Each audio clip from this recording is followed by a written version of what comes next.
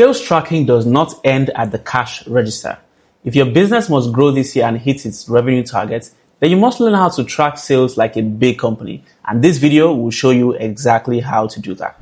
The reason why most business owners do not meet their revenue targets is because they do not know how to effectively track and grow sales. In today's video, I'm going to be showing you how to track sales effectively like a CEO to ensure that you hit your business revenue goals this year. So let's start with the first level. Level 1, very easy, very simple, cash basis. This is where most business owners are at. Hey, I just made a sale, and so I count it, I track it, I keep record. You are simply just reacting, right? You're waiting for sales to come in for you to recognize that you've made a sale, right? That's not the only level that exists when it comes to tracking sales. This is fundamental, yes, but this is not where you should stop. You have to graduate into level 2.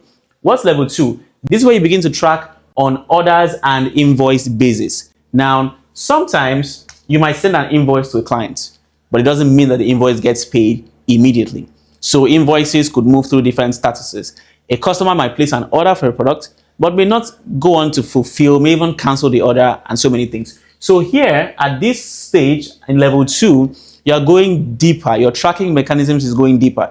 Now you're going to see both the invoices that were paid and unpaid, for you to be able to see what's stopping them from getting paid, what's stopping you from closing that sale, closing that deal, right? So that if there's an action step you need to take, you take that action step to then close that deal.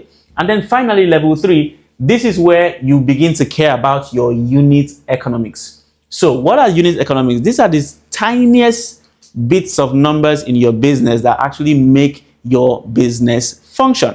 There are a couple of them here I'm going to give you, right? There's numerous, different layers of unit economics, but for most businesses, this ones would suffice. So you have your customer acquisition cost, otherwise known as your CAC, right? It's a very important metric in tracking sales. So it's not enough for you to say, hey, I just made some money, congratulations to me. You want to also know how much did it cost you to make that sale. That's CAC. That's what CAC does for you, right? And for you to know this number, this means that now you have the power to say, oh, is it costing me way too much to acquire a customer? Is it profitable for me, right? Should I do anything? Should I optimize it?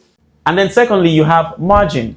How much money am I actually making from this customer as gross profit? So let's assume that you make a sale for 100,000, right?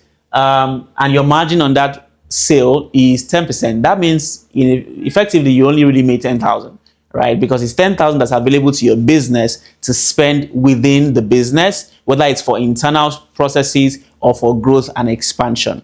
So it's not 100,000. 100,000 is just revenue, but 10,000 is the real profit number that your business now has available to spend or invest in its growth. So it's important that you know what the margin is on every sale, right? And you can track this as an average across all your sales.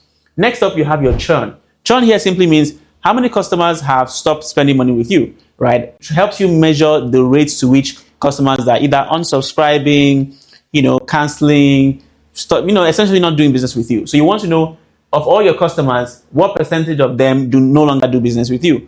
This ultimately would help you track a very important metric known as your lifetime value.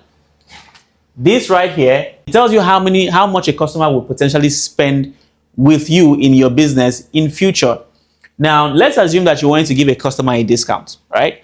Let's say you sold the product for $10 and your business numbers show that your average customer would spend $100 with you over the lifetime of working with you. What this means is that even though the customer has spent $10 today, right? $10 with you today, level 1, right? Cash basis, they came in, they bought something, $10. It means that on average, they could end up spending $100 with you in future. That's what your LTV, lifetime value of the customer, says, right? That you could make $100 on average from every customer. So with this in mind, right, I could simply make this customer a deal, right, that says, hey, you know what? Why don't you buy 5 pieces of my $10 thing, okay, and pay me $40 instead of $50, right? And pay me $30 instead of $50. By doing that, the customer, of course, thinks that they're having a field day. Hey, great, I'm saving some money. I get more of this product that I like. But in truth, I'm encouraging that customer to stick with me. They wouldn't churn, most likely, right? To stick with me and spend more money with me. Okay? So now, all of a sudden, I've gotten them from spending $10 to $40. In our previous video, we talked about average order value, right? So by using a discount now, I've increased our average order value to $40 because now they've bought more. And guess what? That is also starting the race to getting them to spend $100 with us, otherwise known as our lifetime value, right? So these are the three levels. So first of all, it starts again from cash basis. Okay, a sale has come in, great. Of course, you have to keep record of that. But then next thing, you also want to care about the sales that are yet to be closed, orders and invoice basis. So you've sent out invoices, customers have requested for products. How many actually did convert? Is there anything that you can do to speed up the conversion process to get more customers to close faster? And then on the final level, level 3, the unit economics level, now you begin to care about the cost of even acquiring that customer, because it's important. If it's costing you, let's say, $11 to get a customer that spends $10 with you, you might be making $10, right? The cash register is going to ring, cash basis. The cash register will ring, but guess what? You're losing money because your customer acquisition cost is way too high. So that's why you must get to level 3 where you begin to track these things. If not, you might be running a blind business, essentially, where you think you're making money, cash basis. Cash can be deceiving sometimes if you don't look at your unit's economics. So you don't want to make sure that your CAC is not higher than the revenue that your business is bringing in, right? And of course, your margin, very, very important. How much revenue, how much gross profit am I making from every transaction? Remember, the revenue that comes into your business is not entirely available to your business to spend. That money is going to have to deduct itself, deduct fees from itself. So your gross margin is what essentially your business has to reinvest in growth and to spend on operational expenses. Number 3, under unit economics, I mentioned churn, right? How many customers are leaving? How many customers are not subscribing again and not spending more money with you? And then finally, you have to measure how well is this adding to your lifetime value, LTV, right?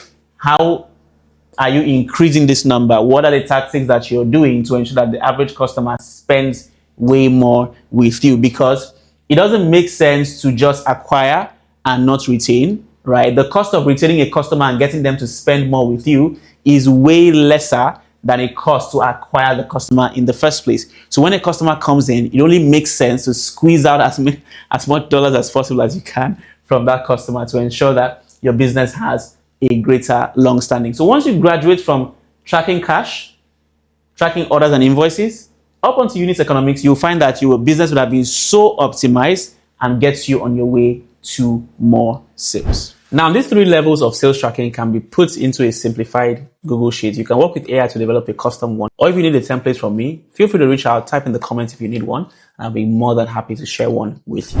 Thank you for watching this video. On this channel, we talk about business, economy, and finance, and make it so simple that your business can immediately take action and ultimately help you earn at least $100,000 every single year, as many times as you so please. So be sure to subscribe for more content just like this one and even better, and like, comment, and share so we can get the word out to even more people.